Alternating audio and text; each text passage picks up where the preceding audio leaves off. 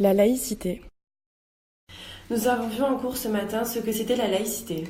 On a appris que la laïcité avait vu le jour en France avec une loi votée le 9 décembre 1905. Cette loi imposait un principe nouveau pour l'époque, la séparation entre l'État et les religions. Mais les prémices de la laïcité émergent déjà avec la Révolution française à travers la Déclaration des droits de l'homme et du citoyen le 26 août 1789. En 1882, la loi Jules Ferry institue l'école publique, gratuite et laïque. Par la suite, la Constitution de 1958 inclut la laïcité dans le pacte républicain.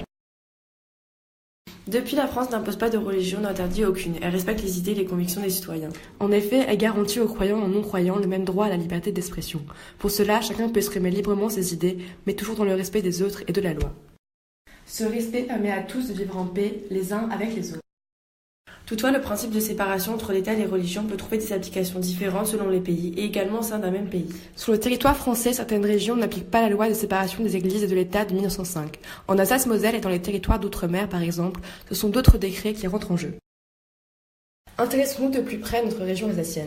La loi de séparation des églises et de l'État a été adoptée en 1905, période pendant laquelle les départements d'Alsace-Moselle étaient annexés par l'Empire allemand à la suite de la défaite de la guerre franco-prussienne de 1570. Tu t'en rappelles, on l'a étudié en histoire? Oui, c'est vrai. Et donc en 1918, quand l'Alsace redevient française, la loi de 1905 n'est donc pas appliquée.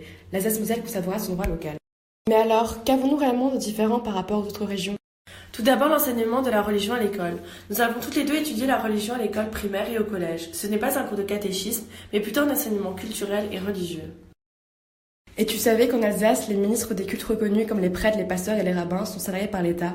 Oui, je sais qu'un accord a été signé concernant leur rémunération et le fait qu'ils puissent bénéficier des indemnités chômage, contrairement aux autres ministres religieux en France qui, eux, doivent se financer par leurs propres moyens. J'ai été étonnée d'apprendre que le culte musulman n'a pas le statut de culte reconnu. Oui, mais le droit local permet la constitution de communautés musulmanes sous le régime alsacien-mosellan.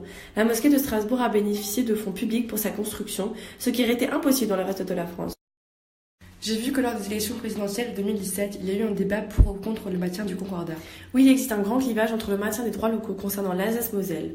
Deux camps s'opposent, ceux qui sont pour la préservation du concordat et ceux qui veulent une unité nationale concernant la laïcité.